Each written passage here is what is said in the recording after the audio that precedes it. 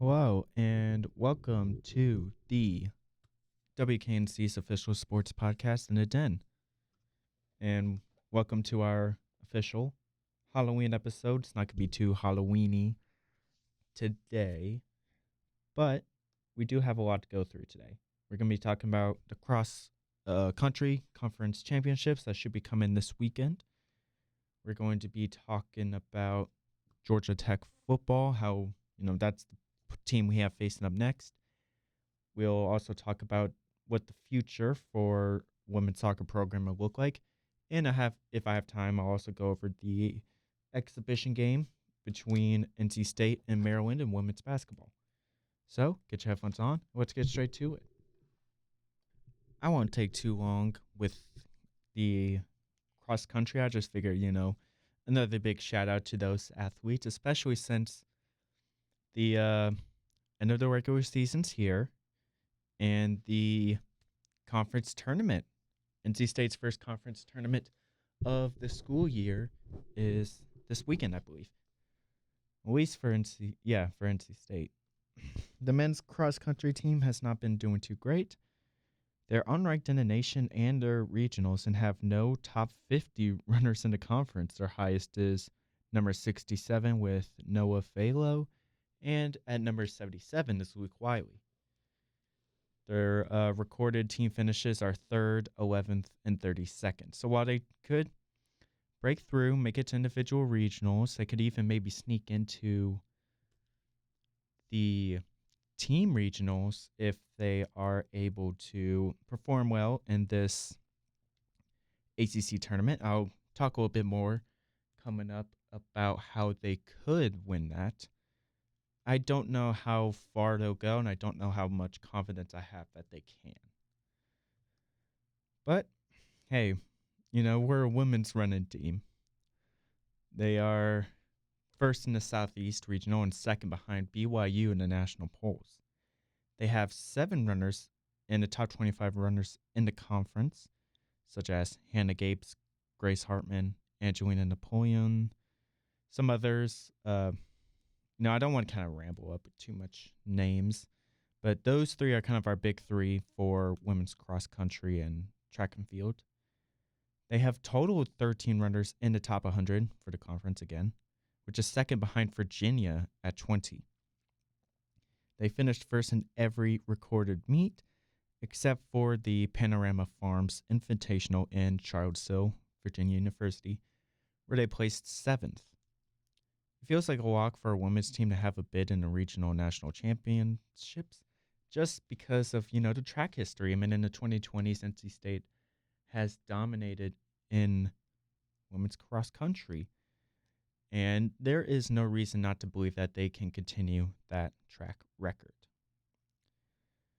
We just have to kind of be aware of contenders in the nationals with BYU, Oregon, and then even in our conference, like Virginia, as I mentioned, Notre Dame, they have some strong contenders. So I'll kind of go back over to the men's real quick. I am kind of jumping back and forth, but I'll finish up with this.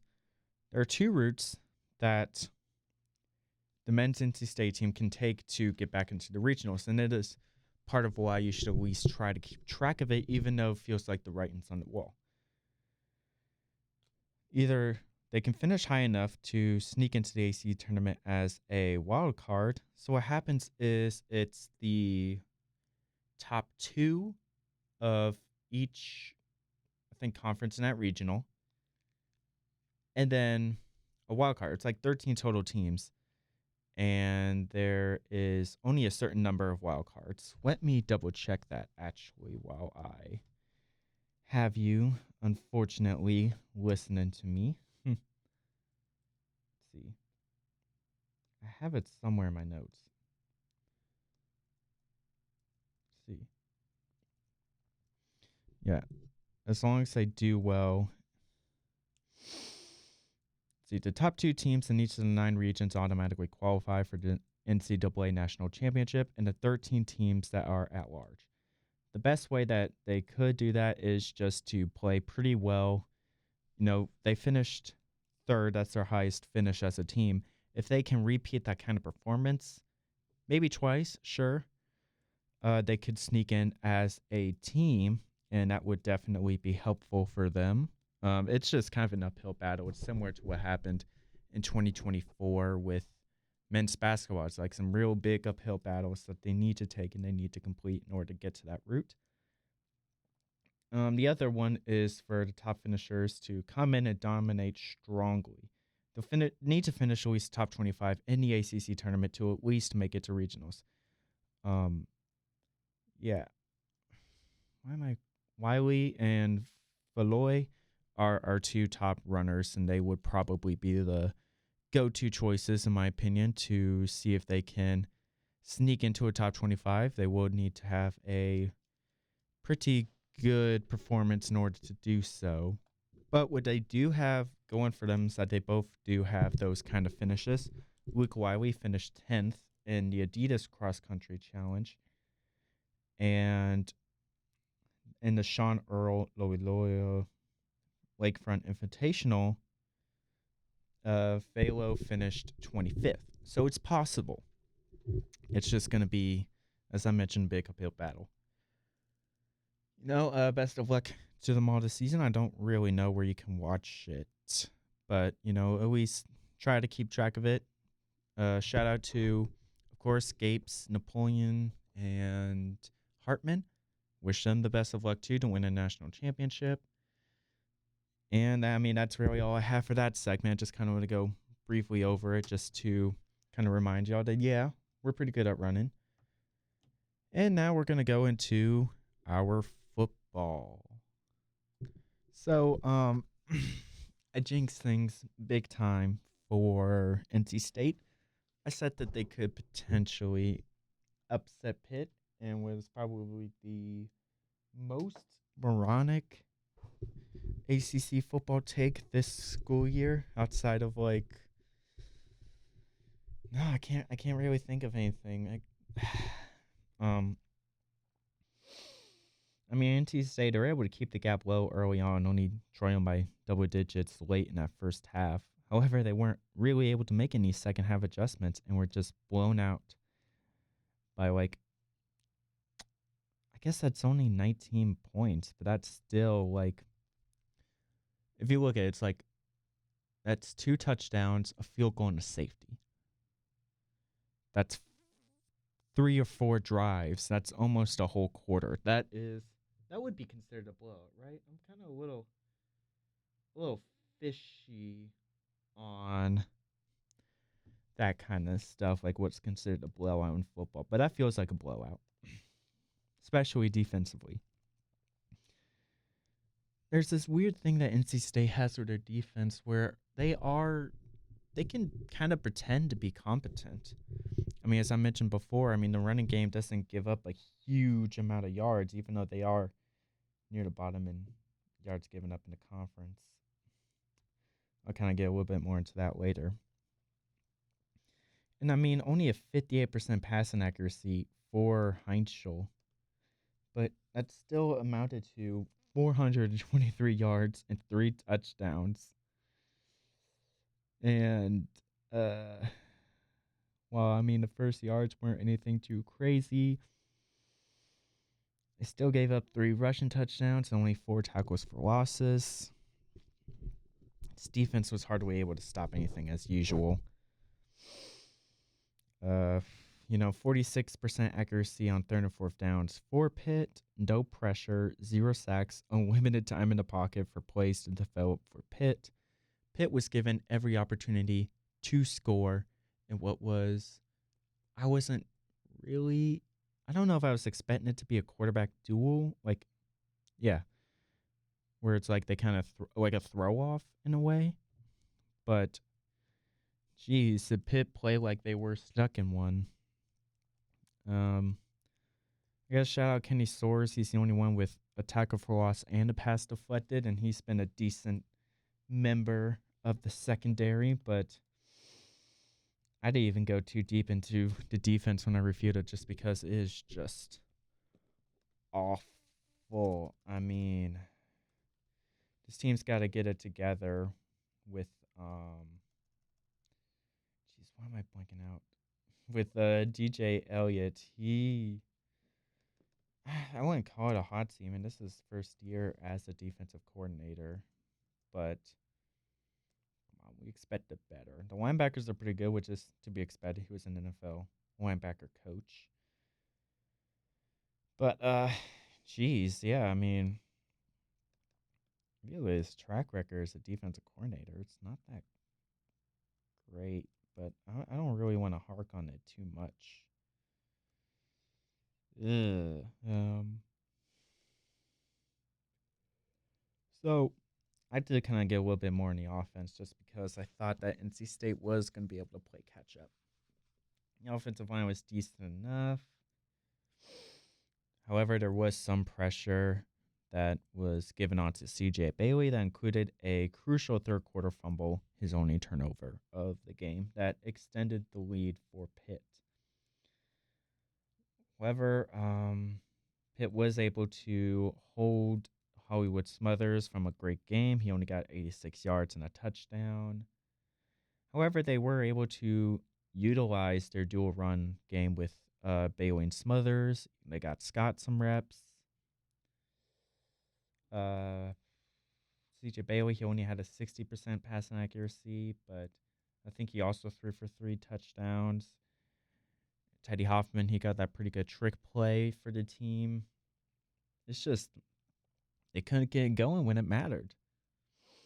I mean, just look at that third quarter where they had the turnover, and then they had a turnover or a turnover on downs or a punt on every drive. I think there was only like 2 drives in that second half where they actually scored. It was about 7 total drives that ended up with NC State not getting any points on the board. And it's just like Pitt really kind of clutched up in that second half when NC State just was not able to. And it's just, come on. I mean, Doran, you've been a head coach for like, what, over a decade now. And you still haven't really been able to make those second half adjustments. I get that, Kurt Roper, I mean, this is his first year as a real offensive coordinator. I mean, well, I guess not his first year. He did have a brief stint with Florida, but like in 2014, over a decade ago. But come on. It's just, this offense can be great. Any other game scoring 34 points should give you a victory. But it just wasn't how it was today with NC State. And that is just abysmal. I mean, really, it's like, I don't want to point fingers, but this defense is obviously terrible. And, the only bright spots that we're sometimes able to pretend to get tackles. And there was some decent amount of pass deflections. Shout out to Jason Fick and Devin Marshall. But I don't know. I hope things can change, and I hope that we can bring in some amazing high-quality defensive guys to kind of come in and get a good enough defensive system going that they can create wins.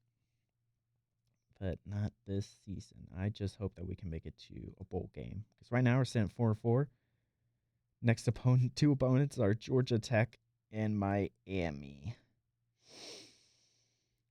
Georgia Tech will be up first. That is their November 1st game. They got the nighttime slot for that too. But that's mostly because of Georgia Tech, who has one of the most dominant offenses in the ACC. They're third in the conference with points per game at 36. And they are 6th in the country of rushing touchdowns with 23. They have a really dominant rushing game. And I'll go more into that in just a little bit, because I also want to mention that even with their great rushing offense, they are still like they have a 50% third down accuracy, and they're able to split their pass and running game about as close as they can considering what they have. I mean, I don't know why I haven't really heard Haynes King in any like NFL draft talks. I mean, they use his legs a lot. He can maybe have a Taysom Hill kind of career or whatever Riley Leonard's doing. But Haynes King, he's the lifeblood of this offense, both on the ground and in the air. I mean, while his stats aren't really as eye-opening as Bailey's, I mean,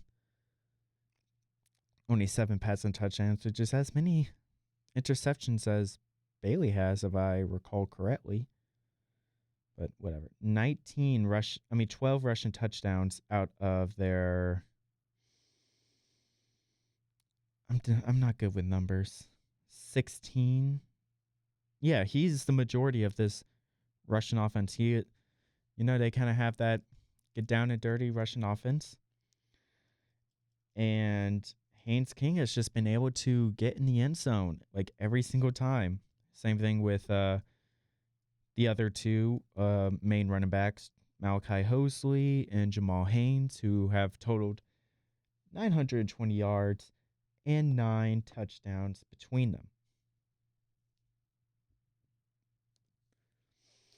NC State does not have a good rushing defense when it comes to their conference. I don't think it counts Jeremiah Love because Notre Dame's not really in the conference. So, I mean, I don't want to keep going back through the list, but I used to believe that NC State was able to stop rushing games and was able to stop running quarterbacks. I mean, look at what they did with Robbie Ashford over in Wake Forest, but now I'm not so sure. I think that they won't be able to stop this unless if they can just, I don't know, if they're just able to stuff and play a very stop the run heavy defense, force Haynes King to throw, and hope that lack of long-term experience on the season could create some mistakes that NC State could take advantage of.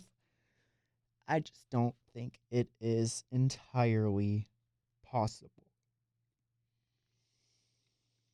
They have given up 170 rushing yards a game in the conference. I mean, come on, what can you expect? I mean, we have guys who can decently tackle. I mean, just look at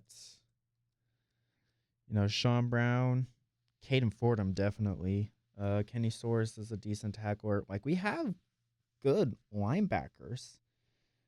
It's just not enough somehow. I don't know. And especially since NC State hasn't really been good at generating fumbles either. They only have 2 fumbles on the season. And recovered both, actually. That's not too bad. I don't know. I don't know what to expect. I don't know why I'm so tired either. I apologize. You did not want to come and listen to me yawn.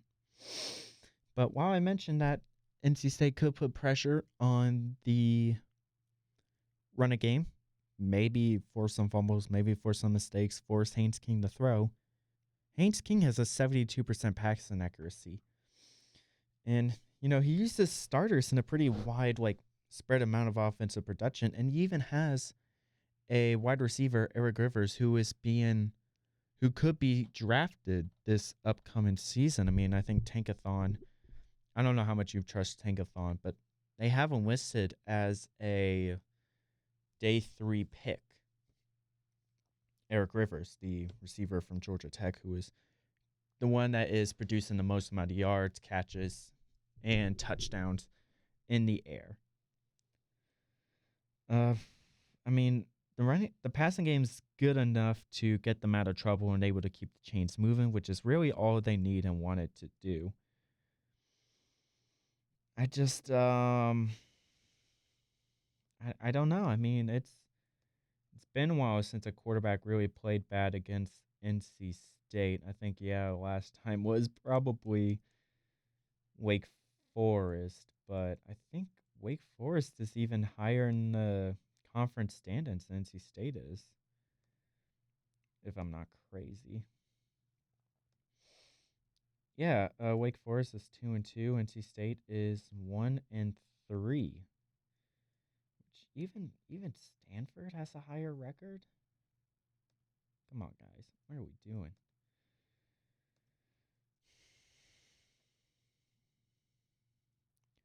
It is possible that NC State could get an interception. They could get some sacks. They could get some.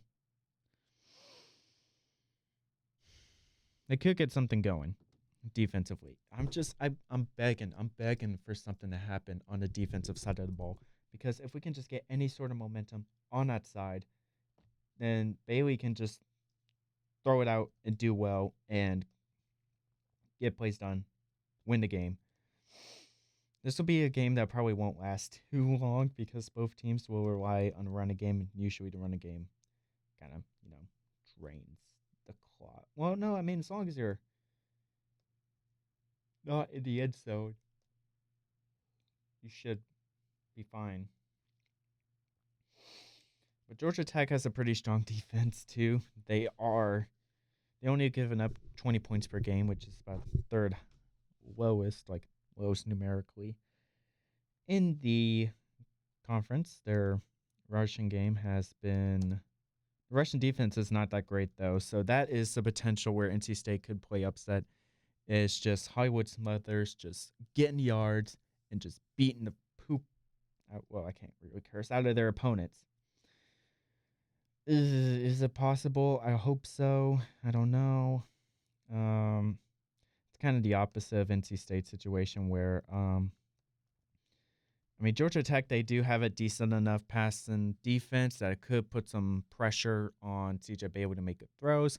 But I do believe that he can, and I believe that he will be able to keep up offensively with Haynes King. It's just a matter of, can NC State stop Georgia Tech on both sides of the ball, which is the point of football, yes. But I have no doubt that Hollywood Smothers is going to get like 2-3 touchdowns. Maybe even CJ Bailey will get one on the ground.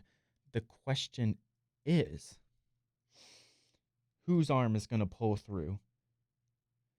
Is it going to be Haynes King? Or is it going to be CJ Bailey? CJ Bailey is a better quarterback in terms of arm talent, in my opinion. But Haynes King just has it in his head. I think he's a redshirt senior. I think this is the last season with Georgia Tech, so is their head coach.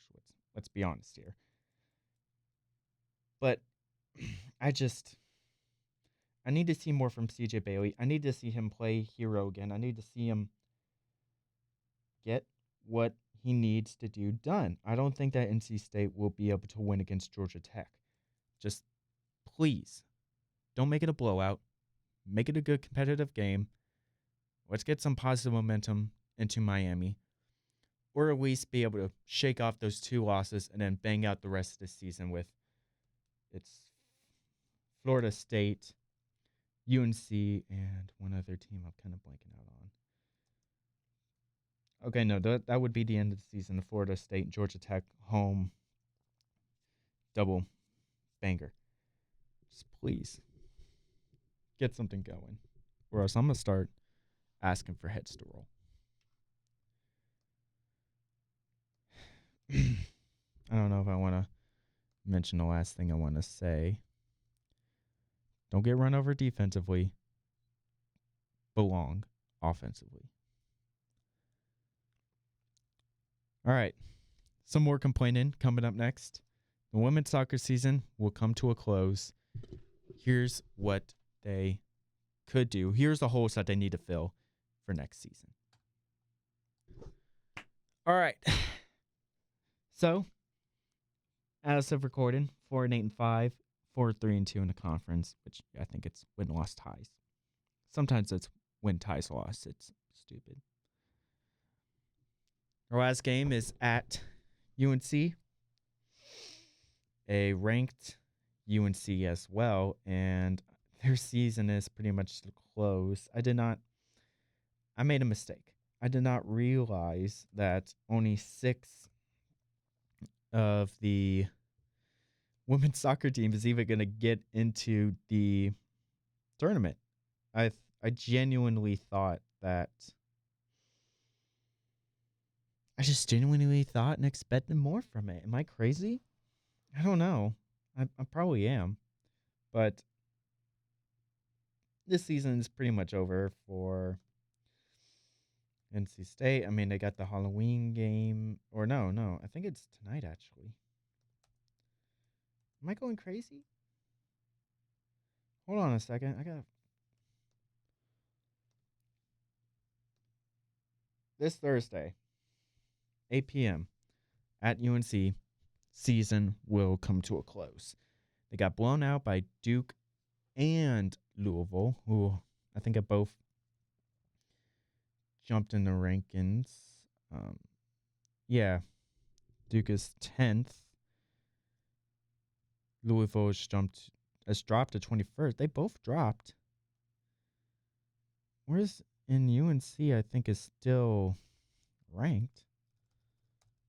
No, they also dropped out of the rankings. Hey, look at that. That's a bright spot I was not expecting, NC State was able to drag them all down with them. Love it. So now I'm just going to kind of mention kind of the holes that are going to have to be filled over the offseason and what is next for Gary Higgins and this team. I did preview the UNC women's soccer game. You can find it on the WKNC website, or the WKNC podcast episode is the episode that is released before this one. They're probably not going to get much. There's going to be a strong defensive hole that needs to be filled heading into the offense. While our defense is far from star-studded, they had their streaks and they had their shutout performances, and they were able to stifle some strong offensive opponents at times, such as I think that 1-0 or 2-1 Notre Dame game where Notre Dame didn't really score until late in that game. I think Florida State was a win where we were able to stop them at some point. The three biggest defensive starters, the goalie Olivia Pratapez, Brooklyn Holt, Alex Moore, are going to be like the notable graduating class for NC State. So I wish them the best of luck. Maybe they could find something in the NWSL, maybe somewhere in the lower ranks. I'll probably do an update on them later on this year when that actually opens. But it looks like the next goalie in line will probably be Emily Earls, who has not really won anything, but she did have a 5-save performance and a loss against Utah, which I think was like 4-1, so maybe it's not too much. She's the only one who has actually started games, and that was pretty early in the season with playing against Western Carolina, Utah, I think Queens as well. Yuna Aoki and Mackenzie Smith were both regular starters defensively, and they will need to step up their game as they will be the kind of next in line to headline the dominant defensive front.